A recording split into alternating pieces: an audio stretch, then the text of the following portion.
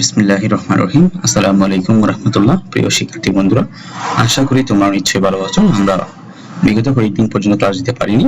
আজকে আমরা আমাদের ধারাবাহিক ক্লাসের আরো একটি ক্লাস নিয়ে হাজির হলাম। আমাদের ক্লাসগুলো ছিল গল্পে গল্পে কিভাবে আমরা তোমাদের গ্রামারগুলো আয়ত্ত করতে পারি, সেই ধারাবাহিকতায় আমাদের আজকের ক্লাসটি হবে নবম ক্লাস মডিফায়ার্স নিয়ে।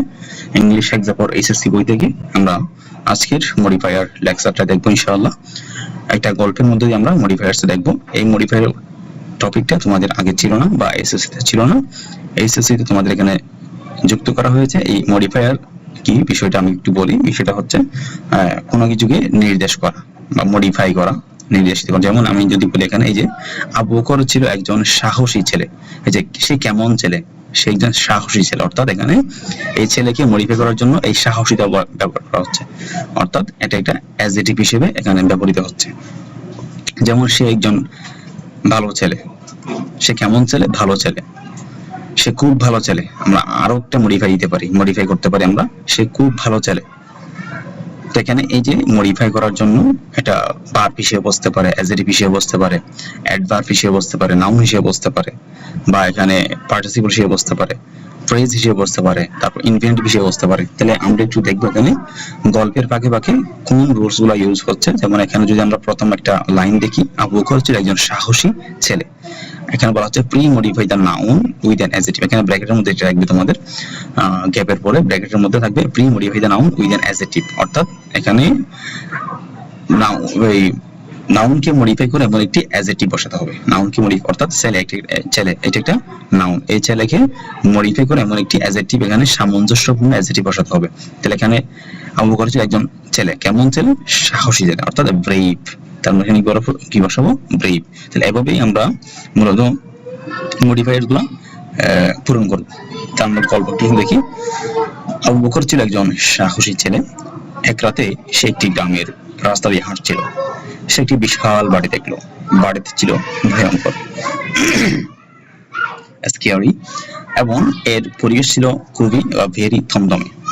সে ফটক দিয়ে ঢোকার সময় দেখলো একটি আবদ্ধ বা ক্লোজড গেট। সে ধাক্কা দিতেই ওটা খুলে গেল।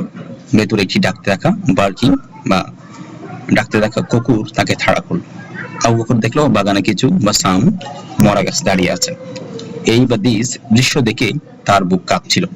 সে তার হিজ সাহস সঞ্চয় করে ভেতরে ঢুকলো। সেখানে মিস্টার জনসন, একজন নিষ্ঠুর জাদুকর, এক ক্রুয়েল ম্যাজিশিয়ান, এর মূর্তি দেখলো। মূর্তির হাতে একটি ব্র্যান্ড নিউ লাঠি ছিল। আবু বকর দেখলো একটি আয়না যা দেয়ালে ঝুলছিল, হুইচ ওয়াজ হ্যাঙ্গিং দ্য ওয়াল। আয়নায় সে নিজের চেহারা দেখতে পেল না। হঠাৎ সে দেখলো মেঝেতে পড়ে থাকা, লাইং অন দ্য ফ্লোর, একটি হাড়। সে ভয় পেয়ে দ্রুত কুইকলি পেছনে পড়ল। সে ওখান থেকে পালাতে চাইলে নিজেকে বাঁচাতে, টু সেভ হিমসেলফ, কিন্তু দরজাটি ছিল অত্যন্ত এক্সট্রিমলি মজবুত। আবু বকর দেখলো আলমারির ভেতরে অসাধারণ বা এক্সট্রাঅর্ডিনারি কিছু একটা নড়ছে। সে আলমারি খুলল। প্রতিটি বা এভরি তাক ছিল রক্তে ভেজা। সেখানে থাকা আত্মাটি, যেটি সেখানে আগে থেকে ছিল, দেয়াল তাকে অভ্যর্থনা জানালো। আবু বকর বুঝলো এখান থেকে বের হওয়ার কোনো বা নো পথ নেই। প্রতিটি বা ইচ মুহূর্ত তখন মৃত্যুর বার্তা দিচ্ছিল। এখানে বলা হচ্ছে মডিফাইয়ের আরো কিছু ছোট প্যাঁচালো নিয়ম আছে যা এসএসসি বা অ্যাডমিশনে মাঝে মধ্যে দিয়ে দেয়। যেমন adjective phrase, prepositional phrase, demonstrative এর বহুবচন রূপ, এবং adverbial of place or time. তাহলে আমরা গল্পের আরেকটা অধ্যায় বা শেষ অধ্যায়টা একটু দেখবো। আবু বকর একটি দীর্ঘ নিঃশ্বাস ফেলল। সে আলমারির পাশে একটি টেবিল দেখলো। টেবিলের উপর থাকা অন দ্য টেবিল বইটি নিজে নিজে খুলতে শুরু করলো। বইটির ভেতর থেকে একটি ভুতুড়ে বা গজলি আওয়াজ এলো। আবু বকর দেখলো সেই বা দোজ আলমারিগুলো নিজে নিজেই নড়ছে। সে জানলার দিকে তাকালো। জানলা দিয়ে সে দেখতে পেল বনে বাস করা বা living on in the forest ডাইনিদের। তাদের চোখগুলো ছিল রক্তাক্ত বা ব্লাড শোট। সে বইয়ে চিৎকার করতে চাইলো, কিন্তু দেখলো তার চারপাশ পুরোপুরি কমপ্লিটলি নিস্তব্ধ হয়ে গেছে। আবু বকর সেখানে বা দেয়ার বসে পড়লো। সে মনে করার চেষ্টা করলো তার পড়া বা লার্নড মন্ত্রগুলো। হঠাৎ দেয়ালের ঘড়িটি দ্রুত ফাস্ট ঘুরতে লাগলো। রাত 12টার সময়, এট মিড নাইট, একটি অদৃশ্য হাত তার ঘাড় স্পর্শ করল। সে দেখলো মূর্তির পাশে দাঁড়িয়ে আছে একজন ছায়া মানব। আবু বকর ভাবলো, অসাধারণ বা এক্সট্রাঅর্ডিনারি কিছু না করলে আজ রক্ষা নেই। সে তার পকেট থেকে একটি ছোট্ট কিন্তু তীক্ষ্ণ বা স্মল বাট শার্প ছুরি বের করলো। প্রতিটি নেইদার অর এইদার পথ যখন বন্ধ, তখন সে সাহসে বল করে চিৎকার দিল। হঠাৎ সব ভেনিশ হয়ে গেল। সে দেখলো সে আসলে তার বিছানায় ইন হিজ বেড শুয়ে আছে। পুরোটাই ছিল একটি ভয়ঙ্কর বাট টেরিবল স্বপ্ন বা ড্রিম। অর্থাৎ সে একটা ভয়ঙ্কর স্বপ্ন দেখছিল। এই স্বপ্নের মধ্য দিয়ে বা আমরা এই গল্পের মধ্য দিয়ে, তার স্বপ্নের মধ্য দিয়ে আমরা আমাদের মডিফায়ার্স গুলো শেষ করে ফেললাম। একটু এখানে টিপসটা দেখি। প্রিপোজিশনাল ফ্রেজ কোনো কিছুর জায়গা বা অবস্থান বোঝাতে ইন, অন, আন্ডার, এট দিয়ে শুরু করবে সাধারণত। অর্থাৎ প্রিপোজিশনাল ওয়ার্ড ফ্রেজগুলো প্রিপোজিশন দিয়ে সাধারণত শুরু করতে হয়। ইন অ্যাডজেক্টিভ ফ্রেজ নাউনের পর তার সম্পর্কে 2-3টি শব্দ দিয়ে বর্ণনা দেবে। যেমন the boy with a red cap, the boy with a red cap. তো দ্য বয়কে মডিফাই করার জন্য এখানে উইথ আ রেড ক্যাপটা ইউজ করা হয়েছে। অ্যাডভার্বিয়াল কাজটা কখন, কোথায়, কিভাবে হচ্ছে তা এক শব্দে বা ছোট ফ্রেজ বলবে। তাহলে এই ছিল আমাদের মূলত গল্পটা। তো এখানে একটু দেখি গল্পটার মধ্যে কোন কোন রুলস গুলা ছিল, অর্থাৎ কিভাবে এখানে কাজ করছে জিনিসগুলো। এই যে pre modify the noun with an adjective, অর্থাৎ এখানে নাউনকে মডিফাই করে এমন একটি অ্যাডজেক্টিভ বসানো হয়েছে ভ্রেব, এবং noun adjective as a pre modifier, অর্থাৎ প্রি মডিফাই করে এমন একটি নাউন অ্যাডজেক্টিভ বসাতে। অর্থাৎ রাস্তার আগে ভিলেজ, এই যে গ্রাম, রাস্তাও কিন্তু নাউন। অর্থাৎ এখানে নাউনের আগে নাউন বসে অ্যাডজেক্টিভের কাজ করতেছে, এই জন্য বলা হচ্ছে এখানে নাউন অ্যাডজেক্টিভ। ভিলেজটা কি নাউন অ্যাডজেক্টিভ। এরপর এখানে scary, pre modify the noun, অর্থাৎ নাউনের আগে মডিফাই করে এমন একটি ওয়ার্ড স্কেয়ারি, ভয়ঙ্কর। এরপরে এখানে ইন্টেন্সিফাই ইউজ করা হয়েছে। ইন্টেন্সিফাই মানে কোনো কিছু এমফাসাইজ করা, জোর প্রদান করা। ভেরি, খুবই, থমথমে, এখানে ভেরি ইউজ করা হয়েছে। এরপরে এখানে বলা হচ্ছে first participle as a pre modifier, pre modify হিসেবে একটা কি বসাতে হবে, ফার্স্ট পার্টিসিপল বসাতে হবে। ফার্স্ট পার্টিসিপল আমরা জানি ভার্বের সাথে ইডি যুক্ত হয়, ক্লোজড, এই যে ক্লোজড, আবদ্ধ। এরপরে present participle use as pre modifier, pre modify করে এমন একটি প্রেজেন্ট পার্টিসিপল, অর্থাৎ বার্কিং। আমরা জানি ভার্বের সাথে আইন যুক্ত হলে সেটা প্রেজেন্ট পার্টিসিপলের কাজ করে, অর্থাৎ এর অ্যাডজেক্টিভ হিসেবে কাজ করে এখানে বার্কিং। এই যে বার্কিং দেওয়া হলো। তারপরে এখানে কিছু সাম ইউজ এ কোয়ান্টিফায়ার, কোয়ান্টিফায়ার হিসেবে আমরা সাম ইউজ করলাম। সাম কোয়ান্টিফায়ার হিসেবে সাম, অল, মাছ, লিটল ইত্যাদি কয়েকটি শব্দ আছে, এগুলো বসতে পারে। আমরা কিছু বোঝাতে সাম ইউজ করব। এরপর আসি আমরা এই ইউজ এন্ড ডেমনস্ট্রেটিভ, ডেমনস্ট্রেটিভ বোঝাতে এই বোঝাতে এখানে সিঙ্গুলার বোঝাতে দিস বসালাম, যদি প্লুরাল হতো দিস তারপর দিস বসাতাম, আর দ্যাট ওই হলে দ্যাট, আর ওইগুলো হলে বা বহুবচন হলে প্লুরাল হলে দোস বসাতাম।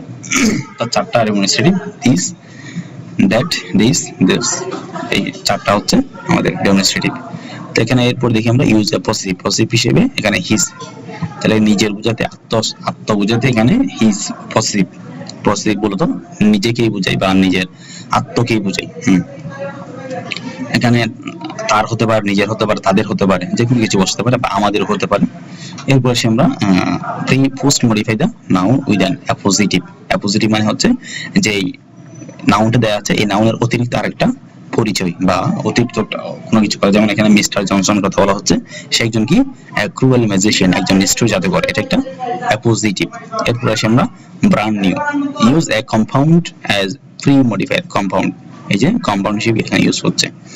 ব্র্যান্ড নিউ লাঠি ছিল, তাহলে এখানে কম্পাউন্ড হিসেবে এটা এই হাইপেন নাউন বলতে পারি আমরা এটাকে এটা কম্পাউন্ড, অর্থাৎ একের অধিক ওয়ার্ড যুক্ত হয়ে হাইপেন যুক্ত হয়ে একটা অর্থ দিয়ে কম্পাউন্ড এখানে ইউজ করলাম। তারপরে আসি আমরা post modify the noun with relative clause, relative clause, যেমন হু ইজ দ্যাট, এগুলো দিয়ে একটা ক্লজ গঠন করতে হবে। তাহলে who is was hanging on the wall. এরপর আসি আমরা লাইভ অন দ্য ফ্লোর, এখানে post modify the noun with a present participle phrase. তাহলে প্রেজেন্ট পার্টিসিপল ফ্রেজ দিয়ে কি বলছে, একটা পোস্ট মডিফাই মেঝেতে পড়ে থাকা বোঝাতে এখানে lying on the floor, lying on the floor. তাহলে এখানে লাইং এটা একটা এই প্রেজেন্ট পার্টিসিপল যুক্ত ফ্রেজ, এরপর আসি আমরা quickly post modify the verb with an adverb, অর্থাৎ ভার্বকে মডিফাই করে ভয় পাওয়া। কিভাবে ভয় পাই? ভয় পেয়ে কি করলো? পেছনে ফিরলো। পেছনে কিভাবে ফিরলো? সে দ্রুত ফিরলো। এই জিনিসটা বোঝাতে এখানে একটা অ্যাডভার্ব ইউজ করা হয়েছে, কুইকলি, দ্রুত। এরপর সে ওখান থেকে পালাতে চাইলে নিজেকে বাঁচাতে, অর্থাৎ এখানে একটা ইউজ করতে বলছে কি ইনফিনিটিভ ফ্রেজ, অর্থাৎ post modify the verb with an infinitive phrase, অর্থাৎ ভার্বের পরে একটি ইনফিনিটিভ ফ্রেজ ইউজ করতে হবে কারণ নিজেকে বাঁচাতে, অর্থাৎ to save himself, to save অর্থাৎ টু প্লাস ভার্বের বেস ফর্ম দিয়ে একটা ফ্রেজ গঠন করতে হবে, টু সেভ হিমসেলফ। এরপর আসি আমরা ইউজ অ্যান ইন্টেন্সিফায়ার, এমফাসাইজ করার জন্য এখানে এক্সট্রিমলি, অত্যন্ত এমফাসাইজ ইউজ করা হয়েছে। তারপর আছে আমরা extraordinary post modify the noun with an adjective, অর্থাৎ অসাধারণ কিছু একটা নড়ছে, তাহলে অসাধারণ বোঝাতে এখানে এক্সট্রাঅর্ডিনারি ইউজ করলাম আমরা।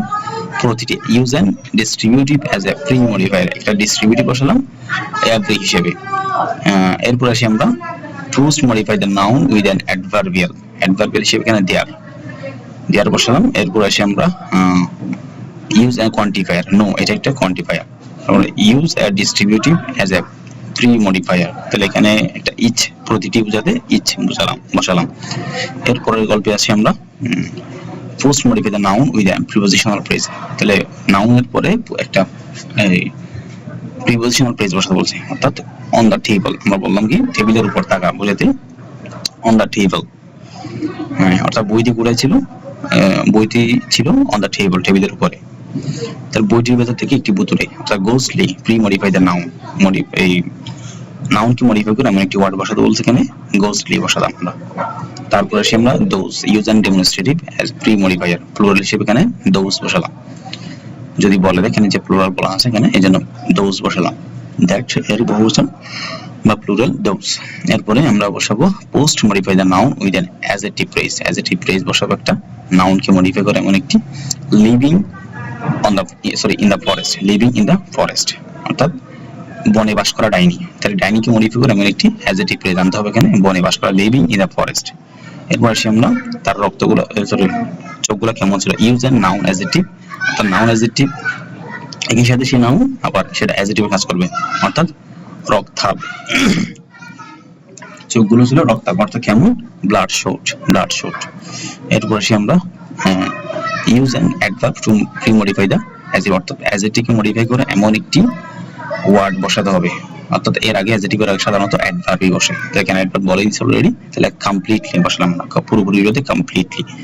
এরপর আসি আমরা post modify the verb with an adverb of place, তাহলে দেয়ার, প্লেস বুঝাতে হোয়ার, না সেখানে বুঝাতে, প্লেস বুঝাতে দেয়ার বসালাম আমরা। এরপরে past participle as pre modifier, তাহলে এটা একটা লার্নড পাস্ট পার্টিসিপল, এটা কি পাস্ট পার্টিসিপল। এরপর আসি আমরা post modify the verb with an adverb, তাহলে ভার্বের পরে ভার্বকে মডিফাই করে আমাদের অ্যাডভার্ব বসাতে হবে, এই যে একটা পাস্ট, এটা একটা অ্যাডভার্ব। এরপর at midnight post modify the verb with an adverbial of time, তাহলে কখন? অ্যাট মিডনাইট বসালাম আমরা। এরপর আসি আমরা extraordinary use an adjective as post modifier, তারপর হচ্ছে এখানে but small but sharp use a compound as a pre modifier, same use and distributive same. তারপর হচ্ছে in his bat, post modify the verb with an prepositional phrase, অর্থাৎ ভার্বকে modify করে এমন একটি ভার্বের পরে প্রিপোজিশনাল ফ্রেজ বসাতে হবে, অর্থাৎ ইন হিজ ব্যাট, তার বিছানায়, ইন হিজ ব্যাট।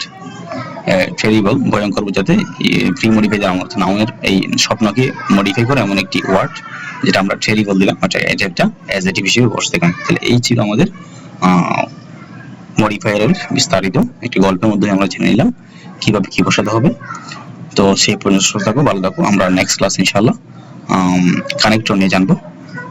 দোয়া করো সবাই। আসসালামু আলাইকুম ওয়া রাহমাতুল্লাহ।